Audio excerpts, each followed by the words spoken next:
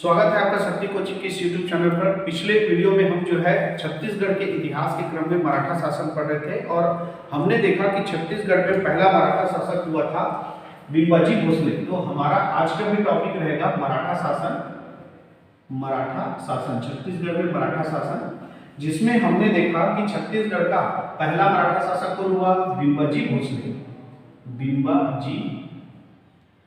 भोसले। और इसकी इन्होंने 1757 से लेकर 1787 तक शासन किया। 1757 से 1787 ईस्वी तक शासन किया। बिम्बाजी भोसले की जब मृत्यु हुई 1787 में, तो अब छत्तीसगढ़ का मराठा राजा कौन होगा, इसका फैसला कहां से होना है? नागपुर से होना है। कहां से होना है? नागपुर से। इसका फैसला नागपुर का जो भोसला शासक होगा, जो नागपुर में शासक होगा मराठा शासक, वही फैसला करेगा। और जब इसकी मृत्यु हुई तब नागपुर का भोसला शासक था रघुजी द्वितीय। और रघुजी द्वितीय ने अपने छोटे भाई, जिसका नाम था वेंकोजी भोसले, जिसका नाम क्या था? वेंकोजी भोसले, है ना। वेंकोजी भोसले को क्या कर दिया? धुरंधर की उपाधि देकर छत्तीसगढ़ का राजा घोषित कर दिया। उपाधि देकर छत्तीसगढ़ का राजा घोषित कर दिया। अब 1787 से राजा बन गया छत्तीसगढ़ का कौन? वेंकोजी भोसले, जो 1811 तक छत्तीसगढ़ का क्या रहेगा? राजा रहेगा। क्लियर है? तो अच्छे से समझ में आ गया होगा कि बिम्बाजी भोसले के बाद कैसे छत्तीसगढ़ का राजा वेंकोजी भोसले बना। बिम्बाजी भोसले की जब 1787 में मृत्यु हुई, तब नागपुर का भोसला शासक उस समय रघुजी द्वितीय था। उसने अपने छोटे भाई वेंकोजी भोसले को धुरंधर की उपाधि देकर छत्तीसगढ़ का क्या बना दिया? राजा बना दिया। ये वेंकोजी भोसले छत्तीसगढ़ नहीं आना चाहता था, लेकिन उसको क्या बना दिया गया है? राजा बना दिया है ना। ये अपने 24 वर्षों के कार्यकाल में मात्र 3 बार छत्तीसगढ़ आया था। कितने बार? 3 बार छत्तीसगढ़ आया था। ठीक है, याद रखिए, वेंकोजी भोसले जो है 3 बार छत्तीसगढ़ आए थे मात्र अपने 24 वर्ष के कार्यकाल के दौरान। तो ये जब 3 ही बार आए थे तो छत्तीसगढ़ का शासन कैसे चलाते थे? तो इन्होंने छत्तीसगढ़ में शासन करने के लिए एक नई पद्धति की शुरुआत की, और वो पद्धति थी ये कि ये अपने प्रतिनिधि के रूप में एक व्यक्ति को कहां भेजता था? छत्तीसगढ़ भेजता था। और वही व्यक्ति कहलाता था सूबेदार। व्यक्ति क्या कहलाता था? सूबेदार कहलाता था। और इसी सूबेदार के द्वारा छत्तीसगढ़ में चलाया गया शासन क्या कहलाया? सूबा शासन। क्या कहलाया? सूबा शासन। तो सूबा शासन को शुरुआत करने वाला राजा कौन था? वेंकोजी भोसले। क्लियर है? तो वेंकोजी भोसले अपने 24 वर्ष के कार्यकाल में मात्र 3 बार छत्तीसगढ़ आए, लेकिन इन्होंने छत्तीसगढ़ का संचालन एक प्रतिनिधि के द्वारा किया, जो क्या कहलाता था? सूबेदार कहलाता था। और इसी सूबेदार को ही क्या कहा गया? सूबेदार के द्वारा चलाए गए शासन को क्या कहा गया? सूबा शासन कहा गया। यानी अब छत्तीसगढ़ में वेंकोजी भोसले के प्रतिनिधि आएंगे, जो क्या कहलाएंगे? सूबेदार कहलाएंगे। तो छत्तीसगढ़ में सूबा शासन के अंतर्गत जो पहला सूबेदार आया उसका नाम था महिपत राव दिनकर। क्या नाम था? महिपत राव दिनकर।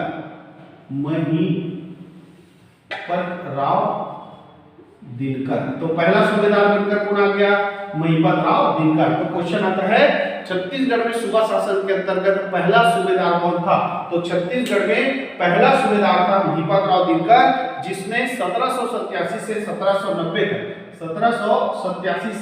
1790 ईस्वी तक जो है छत्तीसगढ़ का क्या रहा? सूबेदार रहा। क्लियर है? तो छत्तीसगढ़ का पहला सूबेदार पूछेगा तो कौन है?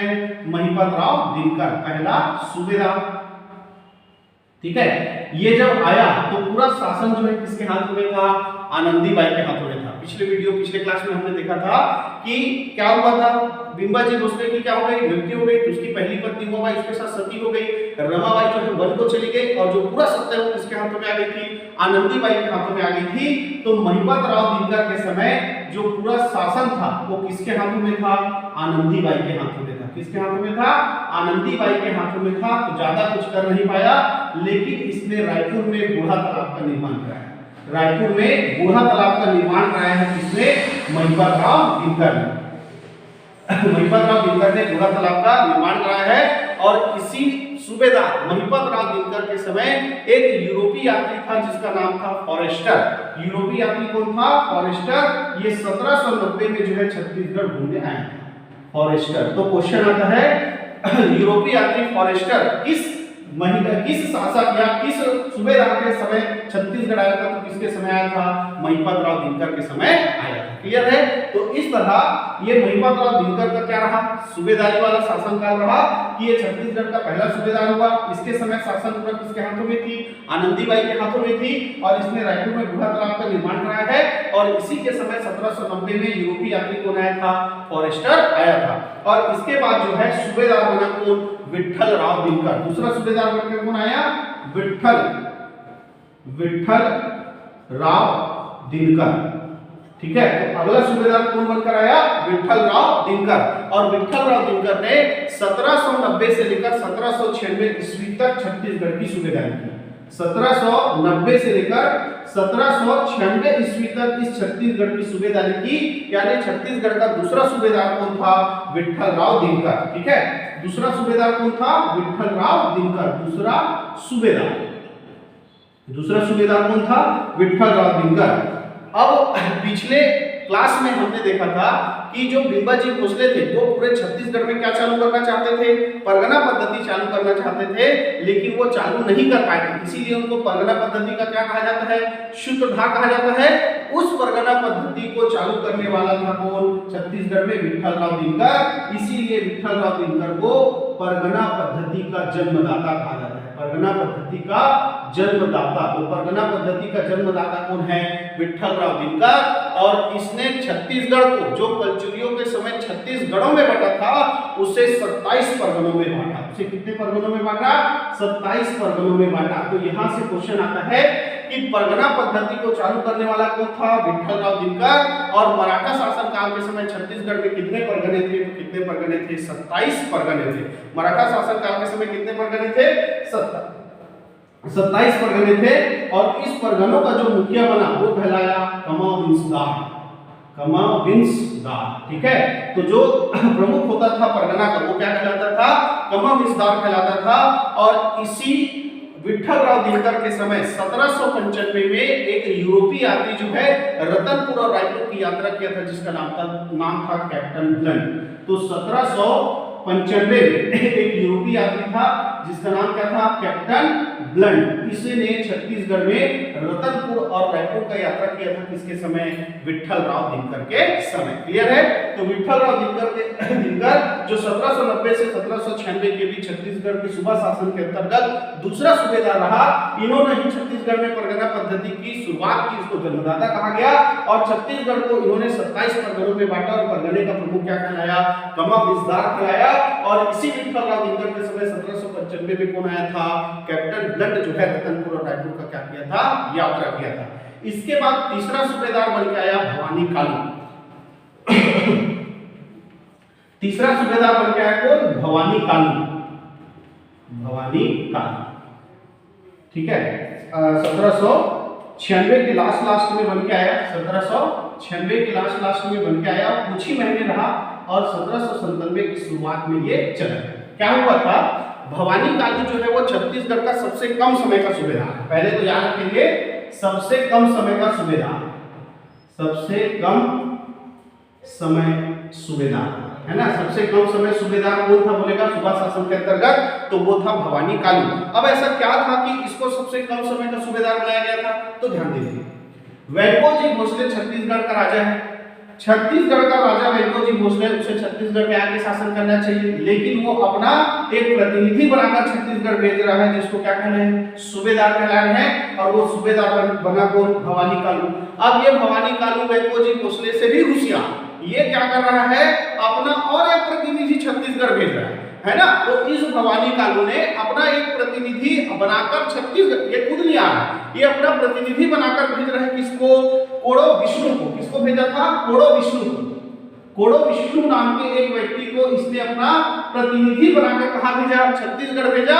इस बात का पता चला किसको, वेंकोजी भोसले को, कि मैंने अपना प्रतिनिधि सूबेदार बनाकर भवानी कालू को भेजा है और भवानी कालू किसको भेज दिया है, कोडो विष्णु को भेज दिया है। इस बात से नाराज होकर वेंकोजी भोसले ने भवानी कालू को सूबेदारी पद से क्या कर दिया, हटा दिया। इस बात की जब जानकारी वेंकोजी भोसले को हुई तब उसने भवानी कालू को सूबेदारी पद से हटा दिया और यही बन गया सूबा शासन के अंतर्गत सबसे कम समय के लिए सूबेदार। और उसके बाद जिसको सूबेदार बनाकर भेजा गया वो था केशव गोविंद, केशव गोविंद।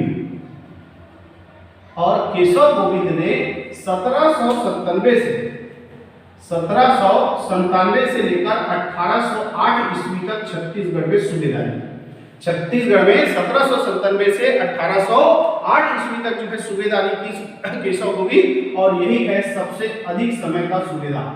सबसे लंबे समय या अधिक समय तक सूबेदार कौन रहा छत्तीसगढ़ में, तो वो था कौन, केशव गोविंद। अधिक समय तक क्या था, सूबेदार। सबसे अधिक समय तक सूबेदार कौन था सुभाष शासन काल में, तो केशव गोविंद था। क्लियर है। और इस केशव गोविंद जब सूबेदार बन के आया तो बहुत सारे लोग थे, बहुत सारे जमींदार थे जो इसको राजा मानने के लिए, इसको छत्तीसगढ़ का शासक मानने, प्रतिनिधि मानने के लिए तैयार नहीं था। तो बहुत सारे जमींदारों ने विद्रोह किया, तो सबके विद्रोह को इसने शांत किया।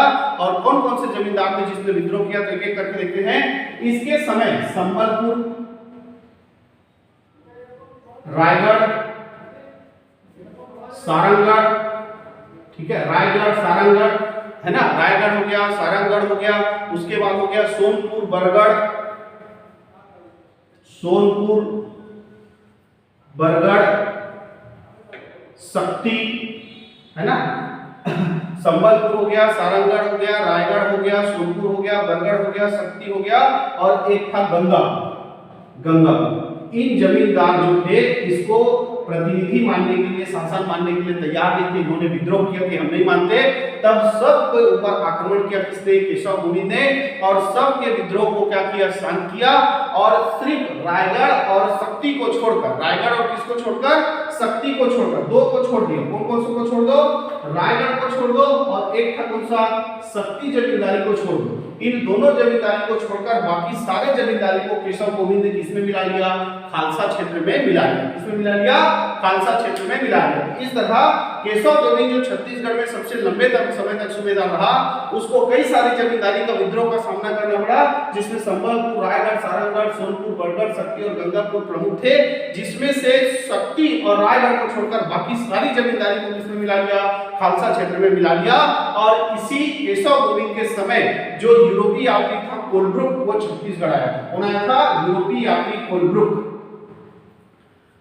यूरोपीय यात्री कोलब्रुक, ये जो है छत्तीसगढ़ आया था, छत्तीसगढ़ आए थे। ठीक है, तो किसके समय कोलब्रुक जो है छत्तीसगढ़ आया था, तो वो कौन था, केशव गोविंद। तो इस तरह केशव गोविंद ने सूबेदारी किया कब तक, 1808 तक। और 1808 से लेकर 1817 तक इस छत्तीसगढ़ का सूबेदार रहा बीकाजी गोपाल। कौन था सूबेदार, बीकाजी गोपाल।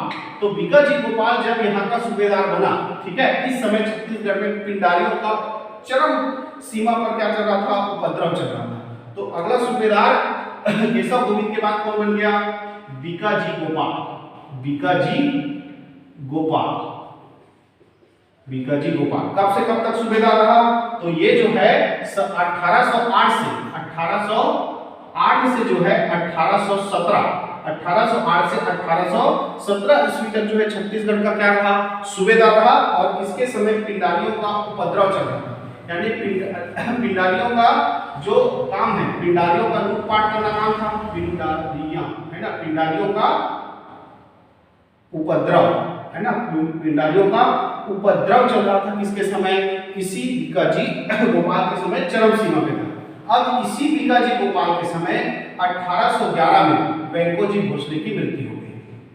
वेंकोजी भोसले की मृत्यु, वेंकोजी भोसले की क्या हो गई, मृत्यु हो गई, है ना। तो क्वेश्चन आता है, छत्तीसगढ़ के शासक वेंकोजी भोसले की मृत्यु किस सूबेदार के समय हुआ था, तो वो कौन थे, बीकाजी गोपाल। अब वेंकोजी भोसले की मृत्यु हो गई, तो वेंकोजी भोसले की मृत्यु के बाद अब छत्तीसगढ़ का शासक बना रहे, तो छत्तीसगढ़ का शासक रघुजी द्वितीय ने बना दिया किसको, वो क्या नाम था उसका, वेंकोजी भोसले के बाद जो है मर गया वेंकोजी भोसले, तो उसके बाद छत्तीसगढ़ का शासक बनेगा कौन, अप्पा साहब। अप्पा साहब। ये छत्तीसगढ़ का क्या बन गया? राजा बन गया। तो छत्तीसगढ़ का शासक वेंकोजी भोसले के बाद किसको बनाया गया? तो छत्तीसगढ़ का शासक वेंकोजी के बाद बनाया गया किसको? अप्पा साहब को। किसको बनाया गया? अप्पा साहब को बनाया गया। अब इस अप्पा साहब जो छत्तीसगढ़ का राजा बन गया। अब कुछ दिनों बाद जो रघुजी द्वितीय है उसकी भी मृत्यु हो गई, है ना। जो शासक था, नागपुर का शासक था रघुजी द्वितीय, इसकी भी क्या हो गई? मृत्यु हो गई। तब नागपुर का राजा बना दिया गया किसको? परसो जी को। नागपुर का राजा किसको बना दिया गया? रघुजी के द्वितीय के पुत्र परसो जी को क्या बना दिया गया? शासक बना दिया। परसो जी को क्या बना दिया गया? शासक बना दिया गया। और परसो जी की भी कुछ समय बाद क्या हो गई? मृत्यु हो गई। अच्छा, ये परसो जी क्या था? थोड़ा सा विकलांग था, तो परसो जी को राजा बना दिया गया और उसका संरक्षक बनाया गया था अप्पा साहब को। और कुछ दिनों बाद इस परसो जी की भी क्या हो गई?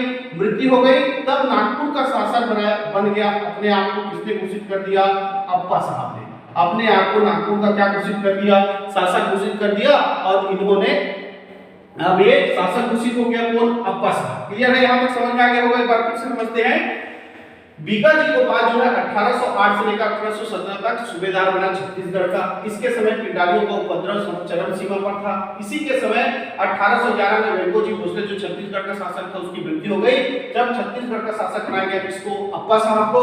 और इस अप्पा साहब को छत्तीसगढ़ का शासक बनाया। उसके कुछ दिनों बाद नागपुर का शासक रघुजी द्वितीय की भी क्या हो गई? मृत्यु हो गई। तब उसके बेटे परसो जी को क्या बनाया गया? राजा बनाया गया। संरक्षक कौन था? अप्पा साहब। लेकिन कुछ ही समय बाद परसो जी की भी क्या हो गई? मृत्यु हो गई और नागपुर का राजा घोषित हो गया कौन? अप्पा साहब। इसने अपने आप को नागपुर का क्या घोषित कर दिया? राजा घोषित कर दिया। अब इसने ज्यादा पैसा कमाने के लालच से बीका जी गोपाल को सूबेदारी पद से हटा दिया और सखाराम हरि, क्या नाम था? सखाराम हरि इसको सूबेदार बनाकर भेज दिया 1817 में।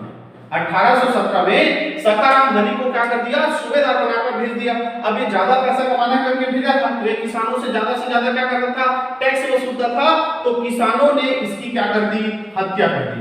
किसानों ने मिलकर इसकी क्या कर दी? हत्या कर दी। तो किसानों के द्वारा हत्या किस सूबेदार का किया गया है? तो वो किया गया किसका? सखाराम हरि का। और सखाराम हरि के बाद छत्तीसगढ़ का सूबेदार बन के आया सीताराम टांडिया। ठीक है, सीताराम टांडिया। और ये 1817 तक कुछ महीने तक रहा। सीताराम टांडिया भी कुछ समय तक ही सूबेदार रहा छत्तीसगढ़ का। और फिर छत्तीसगढ़ का सूबेदार बन के आया यादव राव दिवाकर। ठीक है, ये 1817 से लेके 1818 तक क्या रहा? सूबेदार रहा। 1817 से 1818 तक सूबेदार रहा। और यही छत्तीसगढ़ सूबा शासन का अंतिम सूबेदार। तो सूबा शासन का अंतिम सूबेदार कौन था? यादव राव दिवाकर। कौन था? यादव राव दिवाकर। तो इस तरह सूबा शासन के अंतर्गत पहला सूबेदार था महिपत राव दिनकर और अंतिम सूबेदार कौन था? यादव राव दिवाकर। तो इस यादव राव दिवाकर के समय 1818 में ऐसा क्या हुआ कि ये अंतिम सूबेदार हुआ और सूबा शासन समाप्त हो गया? ये जानेंगे हम अगली क्लास में, अगले वीडियो में। अगर आज का वीडियो अच्छा लगा हो तो चैनल को सब्सक्राइब कीजिए, वीडियो को लाइक कीजिए, ज्यादा से ज्यादा शेयर कीजिए। धन्यवाद।